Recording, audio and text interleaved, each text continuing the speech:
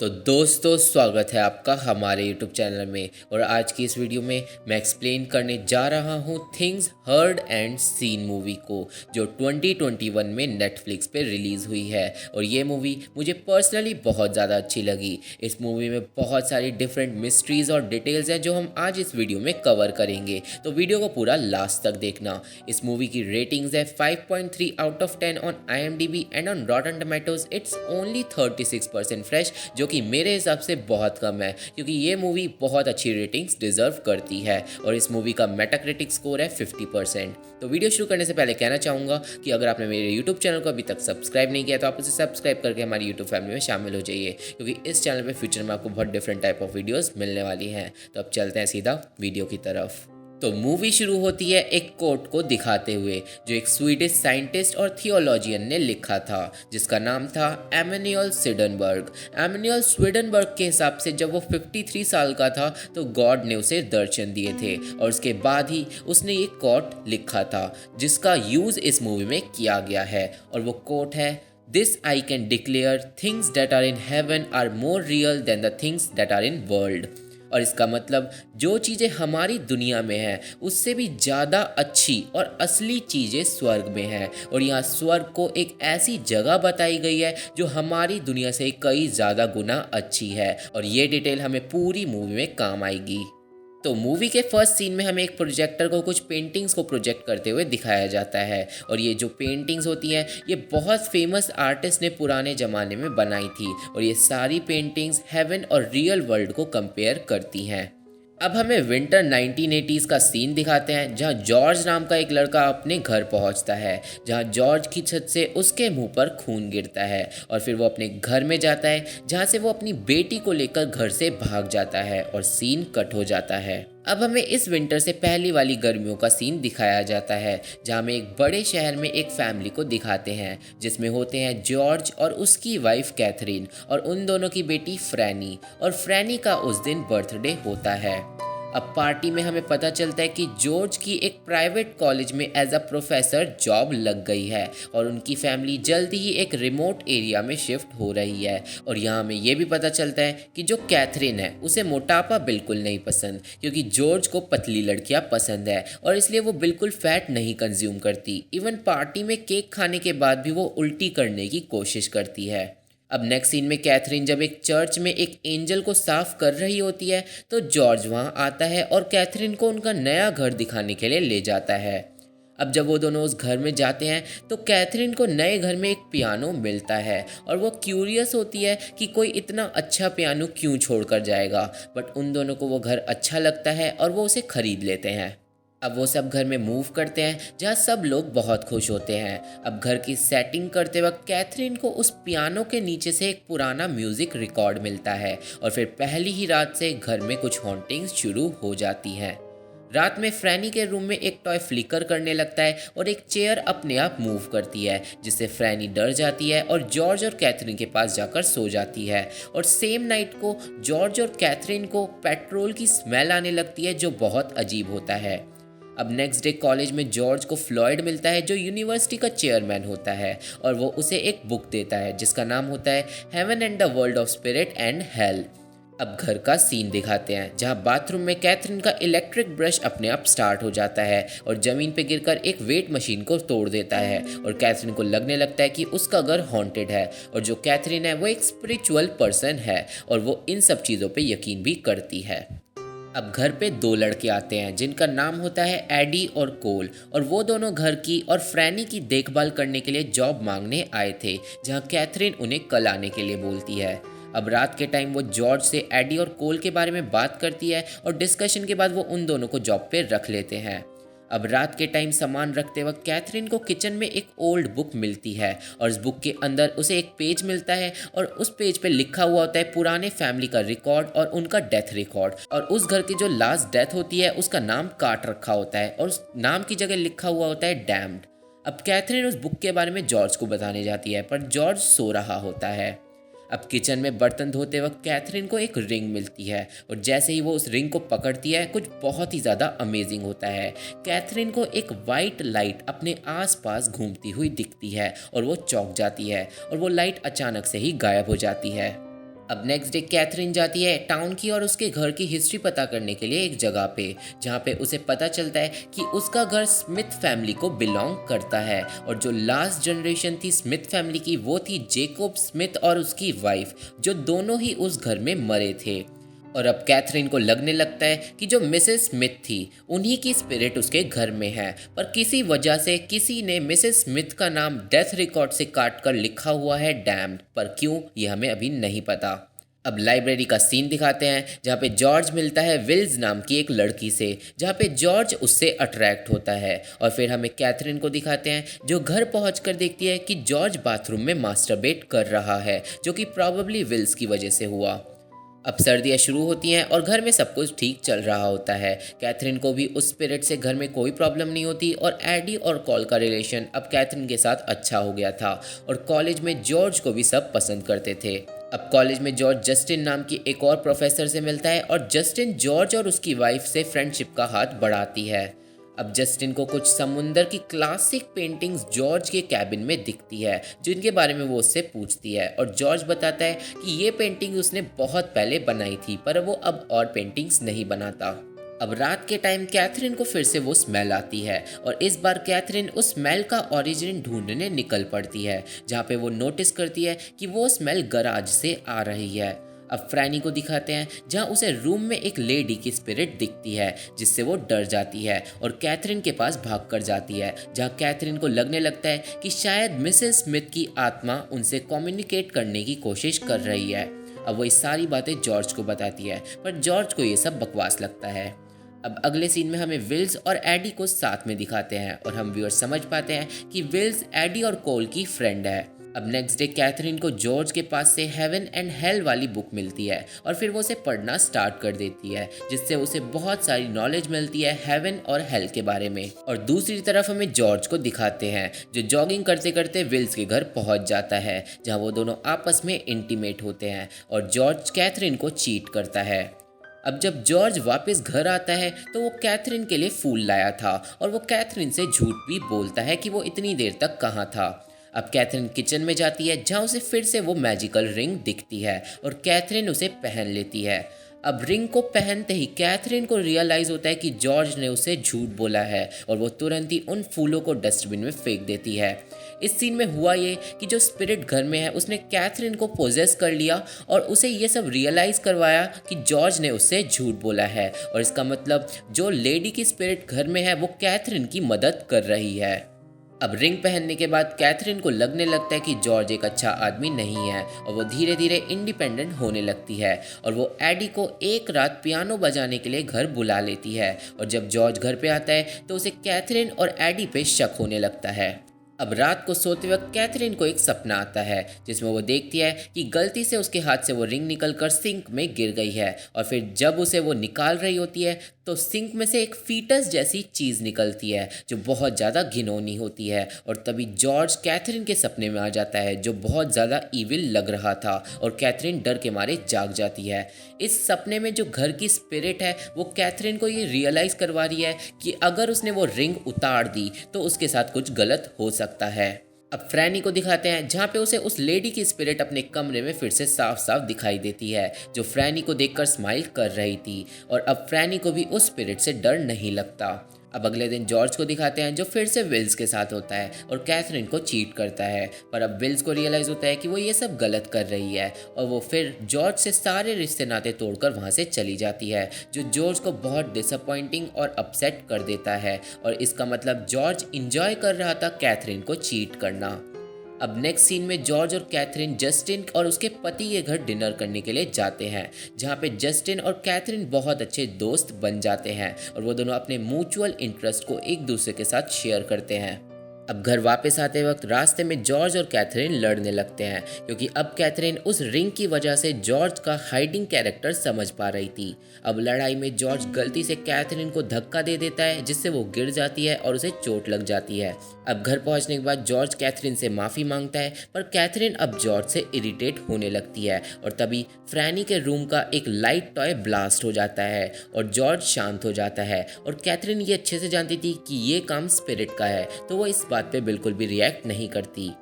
अब next day Justin और Catherine पूरा दिन साथ में रहते हैं और इन्जॉय करते हैं, और जब रात को कैथरीन घर वापस आती है तो वो जॉर्ज को बिल्कुल भी भाव नहीं देती, और हम समझ पाते हैं कि अब जो कैथरीन है वो जॉर्ज से बहुत ज़्यादा परेशान होने लग गई है, और सीन कट हो जाता है। अब नेक्स्ट डे जॉर्ज फ्लॉयड के साथ बोटिंग पे जाता है, जब फ्लॉयड और जॉर्ज हेवन और हेल के टॉपिक पे बातें करते हैं, और फ्लॉयड जॉर्ज को बताता है कि मौत तो बस एक शुरुआत होती है, और इसका मतलब एक इंसान की डेथ के बाद जो उसे जर्नी करनी होती है वो उसकी लाइफ से भी ज़्यादा बड़ी होती है। अब जॉर्ज फ्लॉयड को अपने घर लेके आता है, जहाँ फ्लॉयड कैथरीन से मिलता है, और फ्लॉयड को कैथरीन के पास वो बुक दिखती है जो उसने जॉर्ज को दी थी। अब फ्लॉयड कैथरीन को उस बुक के फ्रंट कवर के बारे में बताता है, जिसकी पेंटिंग ये दर्शा रही थी कि मरने के बाद एक आदमी स्वर्ग की तरफ बढ़ रहा है और अपनी जर्नी स्वर्ग के लिए स्टार्ट कर रहा है। अब कैथरीन फ्लॉयड को अपना घर दिखाती है, जहाँ फ्लॉयड को भी घर में घूमती हुई वो वाइट लाइट दिखती है, और फ्लॉयड समझ जाता है कि वो घर में अकेले नहीं है। और फिर कैथरीन मिसेस स्मिथ की स्पिरिट के बारे में फ्लॉयड को बताती है, जहाँ कैथरीन बताती है कि उस आत्मा की मौजूदगी बहुत ज़्यादा कंफर्टेबल है कैथरीन के लिए, और ये सब वो जॉर्ज को नहीं बता सकती क्योंकि वो उसे पागल समझेगा। अब फ्लॉयड बताता है कि उसका एक ग्रुप है जो सियांस के जरिए किसी भी स्पिरिट से कांटेक्ट कर सकता है, और फिर फ्लॉयड और कैथरीन ये फैसला करते हैं कि वो जल्दी एक सियांस करेंगे जिससे वो ये पता लगा पाएंगे कि मिसेस स्मिथ की आत्मा अभी तक इस घर में क्यों है।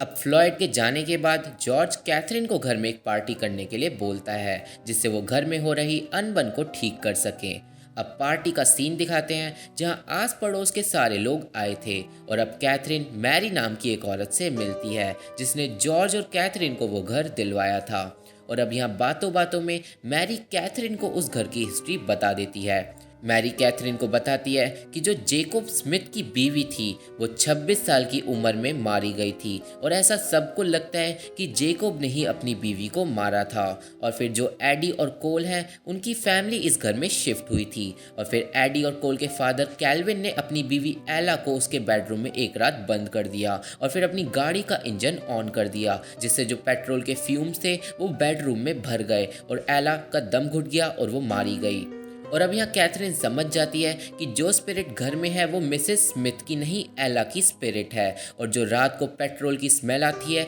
वो क्यों आती है। और कैथरीन शॉक भी होती है एडी और कोल की सच्चाई जानकर। अब कैथरीन मैरी को वो रिंग दिखाती है, और मैरी बताती है कि ये रिंग तो एला की है और वो इसे कभी भी नहीं उतारती थी। अब दूसरी तरफ जॉर्ज को दिखाते हैं जो जस्टिन के साथ फ्लर्ट करता है, और जस्टिन पार्टी से गुस्से में चली जाती है। अब पार्टी के बाद कैथरीन और जॉर्ज में फिर से लड़ाई हो जाती है, क्योंकि जॉर्ज ने कैथरीन से इस घर की हिस्ट्री छुपाई, पर एला की स्पिरिट फिर से कैथरीन की हेल्प करती है, और अचानक एक रेडियो बजने लगता है, वो भी बिना इलेक्ट्रिसिटी के, और जॉर्ज उस रेडियो को तोड़ डालता है और वहाँ से चले जाता है। और कैथरीन अभी भी कोई रिएक्ट नहीं करती क्योंकि वो ये जानती थी कि ये सब एला कर रही है। अब नेक्स्ट डे कैथरीन फ्लॉयड और उसकी टीम के साथ एला की स्पिरिट से कांटेक्ट करने की कोशिश करती है एक सियांस के जरिए, जहाँ पे वो एला की स्पिरिट से सक्सेसफुल कांटेक्ट बना लेते हैं। पर एला की स्पिरिट बात करने की कोशिश तो कर रही थी पर कर नहीं पा रही थी, और एला की स्पिरिट बोलती है कि किसी शैतानी चीज से बचकर रहना। और तभी एक दूसरी स्पिरिट की आवाज़ आती है जो एला को रोक रही थी और वो बात नहीं करने दे रही थी, और ये साफ हो जाता है कि इस घर में एक नहीं दो स्पिरिट हैं। अब सियांस के बाद फ्लॉयड कैथरीन को बोलता है कि जब तक वो दूसरी स्पिरिट अपने आप को सामने नहीं लाती तुम बचकर रहना। अब अगले दिन कैथरीन उस रिंग को एडी को वापस देती है, क्योंकि वो रिंग उसकी मॉम की होती है, बट एडी उस रिंग को वापस नहीं लेता, और यहाँ हम व्यूअर्स को पता चलता है कि एला को भी वो रिंग घर में ही मिली थी। अब कैथरीन लाइब्रेरी जाती है जॉर्ज की बुक वापस करने के लिए, जहाँ उसे पता चलता है कि जॉर्ज के पास विल्स नाम की लड़की की एक बुक है, और कैथरीन कहीं ना कहीं ये समझ जाती है कि जॉर्ज उसे चीट कर रहा है, और वो तुरंत जाकर अपने और फ्रैनी के लिए एक नया बैंक अकाउंट खुलवा लेती है। अब जॉर्ज को दिखाते हैं जो जस्टिन और कॉलेज के बच्चों के साथ एक एग्जीबिशन में होता है, जहां वो अपने पुराने बॉस से मिलता है जो जॉर्ज को देखकर चौंक जाता है। और इस सीन के बाद हम व्यूअर्स को यहाँ पता चलता है कि जॉर्ज को कॉलेज के प्रोफेसर बनने के लिए उसके पुराने बॉस ने कोई भी रिकमेंडेशन लेटर नहीं दिया था, और इसका मतलब जॉर्ज यूनिवर्सिटी में इलीगल तरीके से घुसा है और काम कर रहा है। और अब ये बात जस्टिन को भी पता चल जाती है। अब नेक्स्ट डे ये बात फ्लॉयड तक पहुंच जाती है, जो फिर जॉर्ज को बोलता है कि उसकी इस गलती की वजह से उसे शायद अपनी नौकरी से हाथ धोना पड़े। और फिर जॉर्ज फ्लॉयड से रिक्वेस्ट करता है, पर फ्लॉयड के हाथ में ये बात नहीं थी। अब रात का सीन दिखाते हैं जहाँ पे जॉर्ज और कैथरीन के रिलेटिव्स डिनर के लिए घर पे आए थे, जहाँ पे जॉर्ज का एक रिलेटिव जॉर्ज के कज़न के बारे में बताता है, जो समुंदर की बहुत क्लासिक पेंटिंग्स बनाता था, पर उसकी अचानक ही डेथ हो गई और उसकी पेंटिंग्स अचानक ही गायब हो गई। और हम व्यूअर्स यहाँ समझ पाते हैं कि जॉर्ज ने ही वो पेंटिंग्स चुराई थी, क्योंकि वो पेंटिंग्स हमने जॉर्ज के ऑफिस में लगी हुई देखी थी। और ये बात भी कैथरीन समझ जाती है और गुस्से में डिनर से चली जाती है। अब जब जॉर्ज कैथरीन को फिर से एक्सप्लेनेशन देने आता है, तो जॉर्ज के मुंह पर एला की स्पिरिट गेट बंद कर देती है और सीन कट हो जाता है।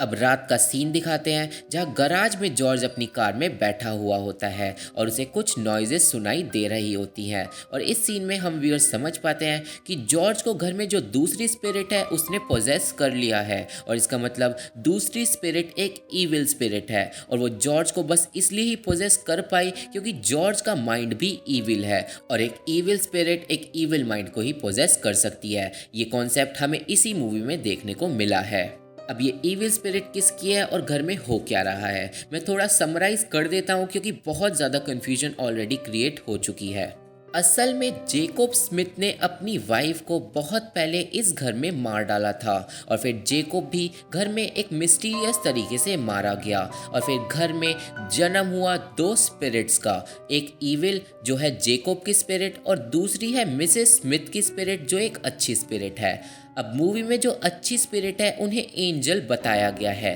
पर वो वाली एंजल ना तो हेल में रहती है ना ही हेवन में रहती है, वो हेल और हेवन के बीच वाले वर्ल्ड में रहती है, उन लोगों की मदद करने के लिए जिन लोगों को मदद की ज़रूरत है, जैसे कि इस घर में अभी मदद की ज़रूरत है कैथरीन को। अब जब सालों बाद एडी और कोल की फैमिली इस घर में शिफ्ट हुई, तो जेकोब की स्पिरिट ने कैल्विन को पोजेस कर लिया और कैल्विन ने एला को मार डाला, और जो एला थी उसको गाइड करने के लिए उसका साथ दे रही थी मिसेस स्मिथ की spirit as an guardian angel. But क्योंकि वो एंजल उस ईविल स्पिरिट को नहीं रोक सकती, तो उसने बस एला का इतना साथ दिया कि मरने के बाद उसने एला को स्वर्ग जाने का रास्ता दिखा दिया। अब एला के मरने के बाद मिसेस स्मिथ का काम खत्म हो गया और वो स्वर्ग चली गई, और अब एला एज एन गार्डियन एंजल घर में रह गई नेक्स्ट विक्टिम की मदद करने के लिए, और जब एला नेक्स्ट विक्टिम की मदद कर देगी तो वो भी स्वर्ग में चली जाएगी। अब नेक्स्ट फैमिली जो आई उसमें थे जॉर्ज और उसकी वाइफ कैथरीन और उनकी बेटी फ्रैनी, और इस फैमिली में जॉर्ज को जेकोब की ईविल स्पिरिट ने अब पोजेस कर लिया है और Ella as an guardian angel Catherine को गाइड कर रही है। अब वापस मूवी पे चलते हैं तो नेक्स्ट डे का सीन दिखाते हैं जहां जॉर्ज जाता है फ्लॉयड से मिलने, जो बोटिंग के लिए जा रहा होता है, जहां पे जॉर्ज फिर से रिक्वेस्ट करता है फ्लॉयड से कि उसको काम से ना निकाला जाए, बट फ्लॉयड अभी भी जॉर्ज को मना करता है कि वो उसकी कोई भी हेल्प नहीं कर सकता। और दूसरी तरफ हमें कैथरीन को दिखाते हैं जो डिप्रेस्ड होती है अपनी लाइफ की कंडीशन से, जहां एडी आकर उसे कंफर्ट करता है और फिर वो दोनों इंटीमेट होते हैं, क्योंकि कैथरीन वैसे भी जॉर्ज को पूरी तरह जान चुकी है। अब जस्टिन को एक कॉफ़ी शॉप में दिखाते हैं जहाँ पे विल्स भी आती है, और विल्स ने वो स्कार्फ पहना था जो जस्टिन ने कैथरीन के लिए बनाया था, और जस्टिन को फिर जॉर्ज पे शक होने लगता है। अब रात का सीन दिखाते हैं जहाँ कॉलेज के बाहर जॉर्ज जा रहा होता है और उसके कपड़े बुरी तरह भीगे हुए होते हैं, और जॉर्ज को जस्टिन देख लेती है, और फिर जस्टिन जॉर्ज को धमकी देती है और बोलती है कि वो कैथरीन के साथ कुछ भी गलत नहीं होने देगी, और फिर जॉर्ज को लगने लगता है कि जस्टिन उसके लिए एक खतरा है। अब जब जस्टिन कार से घर जा रही होती है तो पीछे से जॉर्ज अपनी कार लेके आता है और जस्टिन की कार से जानबूझकर टकराता है, जिससे जस्टिन का बहुत बुरा एक्सीडेंट हो जाता है। मतलब जॉर्ज ने जस्टिन को मारने की कोशिश करी, और हम व्यूअर समझ पाते हैं कि जॉर्ज का माइंड बहुत ज़्यादा ईविल है। अब जब जॉर्ज घर पहुंचता है तो कैथरीन उसके गीले कपड़ों के बारे में पूछती है, और जॉर्ज कैथरीन से झूठ बोल देता है, पर कैथरीन जानती थी कि जॉर्ज झूठ बोल रहा है क्योंकि उसके साथ तो गाइडिंग एंजल थी। अब रात के टाइम एक रेवन विंडो तोड़कर कैथरीन के रूम में आ जाता है, और जो रेवन होते हैं ये आने वाली डेथ को डिपिक्ट करते हैं। अब नेक्स्ट डे का सीन दिखाते हैं जहां जॉर्ज जाकर मेडिकल स्टोर से नशे की गोलियां खरीद लेता है और दूसरी तरफ कैथरीन जस्टिन को देखने के लिए हॉस्पिटल में जाती है जो कोमा में जा चुकी थी और उसके बचने के आसार बिल्कुल भी नहीं थे। अब वापस घर आते वक्त कैथरीन को रेडियो पे पता चलता है कि फ्लॉयड मर चुका है और उसकी लाश समुंदर के किनारे मिली है और हम व्यूअर समझ पाते हैं कि जॉर्ज ने अपनी नौकरी बचाने के चक्कर में फ्लॉयड को ही मार डाला। और ये बात कैथरीन भी अच्छे से समझ जाती है और वो अब समझ जाती है कि जॉर्ज के साथ रहना अब सेफ नहीं है और एक और रात अगर कैथरीन जॉर्ज के साथ रही तो कुछ बहुत बुरा हो सकता है। अब रात को जब जॉर्ज घर पहुंचता है तो वो कैथरीन की गाड़ी में कपड़ों से भरे हुए बैग देखता है और वो समझ जाता है कि कैथरीन फ्रैनी को लेकर उसे छोड़कर जा रही है। अब घर में जाते ही एक ड्रिंक के साथ जॉर्ज कैथरीन को नशे की दवाई दे देता है। अब फिर जॉर्ज कैथरीन को कन्फ्रंट कर देता है कि वो उसे छोड़कर कहाँ जा रही है और फिर कैथरीन जॉर्ज को कन्फ्रंट कर देती है कि उसने फ्लॉयड को मारा और जस्टिन को भी मारने की कोशिश करी। अब गुस्से में जॉर्ज कैथरीन को घर से बाहर निकाल देता है और तभी कैथरीन पे नशे की दवाई का असर होने लगता है और कैथरीन समझ जाती है कि जॉर्ज ने उसे कुछ ड्रग्स दिए हैं। अब कैथरीन लड़खड़ाते हुए घर में पहुंचती है और फ्रैनी के कमरे की तरफ बढ़ती है जहां रास्ते में उसे एला की स्पिरिट गाइड करती है और अब एला कैथरीन से बोलती है कि तुम चिंता मत करो और तुम्हारे लिए मैं तुम्हारा पेन फील करूंगी और अब तुम बस जाने दो क्योंकि अब कोई फ़ायदा नहीं है, हम अब होनी को नहीं टाल सकते। अब कैथरीन को फ्रैनी के कमरे में फ्रैनी नहीं मिलती और फिर कैथरीन को एला उसके बेडरूम में ले जाती है जहाँ पे कैथरीन बेड पे बेहोश हो जाती है। अब जॉर्ज को दिखाते हैं जो पोजेस्ड होता है और वो अपनी बीवी को मारना तो नहीं चाहता पर पोजेस्ड होने की वजह से वो कैथरीन को एक कुल्हाड़ी से बहुत बुरी तरह मार डालता है और मारते वक्त जॉर्ज को कैथरीन की फेस की जगह एला का फेस दिख रहा होता है जो कैथरीन को दर्द से बचा रही होती है और फिर मरने के बाद कैथरीन के हाथ से वो मैजिकल रिंग अपने आप गिर जाती है और ऐसा क्यों होता है वो मैं वीडियो के एंड में बताऊंगा। अब नेक्स्ट डे जॉर्ज फ्रैनी को नशे की दवाई देकर अपने काम पे चले जाता है और फिर जब शाम को जॉर्ज अपने काम से वापस आता है तो ये वो वाला सीन होता है जो हमें मूवी की स्टार्टिंग में दिखाया था और इसका मतलब जॉर्ज कैथरीन के मर्डर को ऐसा दिखाता है जैसा उसने ये किया ही ना हो। अब जॉर्ज फ्रैनी को लेकर अपने पड़ोसियों के पास पहुंचता है जहां से वो पुलिस को कॉल करते हैं। देन पुलिस घर आती है और उन्हें कैथरीन की डेड बॉडी मिलती है और फिर टाउन के सब लोग कैथरीन की डेथ से शॉक हो जाते हैं और एडी और विल्स को कहीं ना कहीं ये पता होता है कि जॉर्ज ने ही कैथरीन को मारा है। अब पुलिस इन्वेस्टिगेशन करती है जहां उनका शक जिन लोगों पे जाता है उनमें से एक जॉर्ज भी होता है बट पुलिस को एक पक्का सबूत चाहिए था। अब जॉर्ज और फ्रैनी के ग्रैंड पेरेंट्स के घर रहने चले जाते हैं पर जॉर्ज जानता था कि विल्स और एडी जॉर्ज के खिलाफ सबूत ला सकते हैं और फिर हॉस्पिटल का सीन दिखाते हैं जहाँ कोमा में जस्टिन को कुछ विजन्स आते हैं जिसमें वो सब कुछ देख लेती है जो भी कैथरीन के साथ हुआ और फिर वो जाग जाती है और ये जो होता है ये करिश्मा होता है गॉड की तरफ से क्योंकि जस्टिन के बचने के बिल्कुल भी चांसेस नहीं थे। अब जस्टिन जॉर्ज को एक लेटर भेजती है जिस पे लिखा हुआ होता है कि मुझे सब कुछ याद है, क्या तुम्हें याद है? और जॉर्ज समझ जाता है कि वो बचने वाला नहीं है। अब जॉर्ज को फिर से उस इविल स्पिरिट की आवाज़ें सुनाई देने लगती हैं क्योंकि वो स्पिरिट अभी भी जॉर्ज के साथ जुड़ी हुई है पर अब जॉर्ज उस स्पिरिट को दूर जाने के लिए बोलता है और फिर जॉर्ज एक बोट किराए पे लेके समुंदर में जाता है क्योंकि वो अपनी नियति और पापों को एक्सेप्ट कर लेता है और वो खुद भी जानता था कि वो कितना ज़्यादा ईविल है और अब वो इस दुनिया को डिज़र्व नहीं करता। और दूसरी तरफ जस्टिन को दिखाते हैं जो पुलिस को सब कुछ बताने के लिए रेडी होती है और फिर हमें एला और कैथरीन को वाइट गाउन में दिखाते हैं मतलब इस बार वो दोनों जा रही हैं स्वर्ग में और जो ईविल है वो अभी भी जॉर्ज के साथ अटैच है। अब जॉर्ज को दिखाते हैं जो समुंदर में एक तूफान में फंसा हुआ होता है जहाँ पे जॉर्ज को एला और कैथरीन की आवाज़ सुनाई देती है जो उससे बोलती है कि नरक के दरवाजे सिर्फ उसे ही दिखते हैं जो उसमें जाने वाला होता है और तभी जॉर्ज को बादलों में आग दिखती है और फिर एला और कैथरीन बोलते हैं कि ईविल होने की पनिशमेंट वो ही भुगतता है जो ईविल होता है और फिर सारे के सारे बादल जलने लगते हैं और आसमान में एक उल्टा क्रॉस बन जाता है और हम व्यूअर समझ पाते हैं कि जॉर्ज अपने पापों के लिए नरक में जा रहा है और वो अपने साथ उस ईविल को भी ले जा रहा है। अब एला और कैथरीन चिल्ला चिल्ला कर बोलने लगते हैं डैम्ड डैम्ड, और फिर समुंदर में आग लग जाती है और जॉर्ज की बोट में भी आग लग जाती है। और ये सीन उस सीन से बिल्कुल अपोजिट होता है जो हमने हेवन एंड हेल वाली बुक में देखा था, और फिर जॉर्ज नरक में चले जाता है। अब सीन कट होकर जेकब और उसकी वाइफ की फोटो पे शिफ्ट होता है, जहाँ पे मूवी के एंड में हमें मिसेस स्मिथ के हाथ में वो अंगूठी दिखाई जाती है, और इसका मतलब वो अंगूठी असल में मिसेस स्मिथ की थी और मूवी यहीं पे ख़त्म हो जाती है। अब रिंग की बात करें तो मिसेस स्मिथ की स्पिरिट ने वो रिंग एला को दी थी और फिर उसे गाइड करा था स्वर्ग तक पहुंचाने के लिए, और फिर एला ने वो रिंग कैथरीन को दी और फिर उसे गाइड करा, और जैसे ही कैथरीन की डेथ हुई वो रिंग उसके हाथ से निकल गई ताकि वो अगले विक्टिम तक पहुंच सके। पर ऐसा नहीं होगा क्योंकि अब उस घर में कोई ईविल नहीं है, क्योंकि वो ईविल तो जॉर्ज के साथ नरक में जा चुकी है। मूवी में एक और डिटेल कवर करना चाहूँगा, और वो ये है कि जॉर्ज बिना मरे हेल में कैसे जा रहा है। तो इसका सीधा सीधा आंसर ये है कि वो अपने पापों को एक्सेप्ट कर चुका था, और जब वो समुंदर में गया तो उसने वहाँ सुसाइड कर लिया, और फिर जो उसके बाद उसकी आत्मा थी वो नरक में जा रही थी। वो सुसाइड वाला सीन हमें मूवी में नहीं दिखाया गया, बट मूवी देखने के बाद ये चीज़ हमें साफ साफ पता चल जाती है।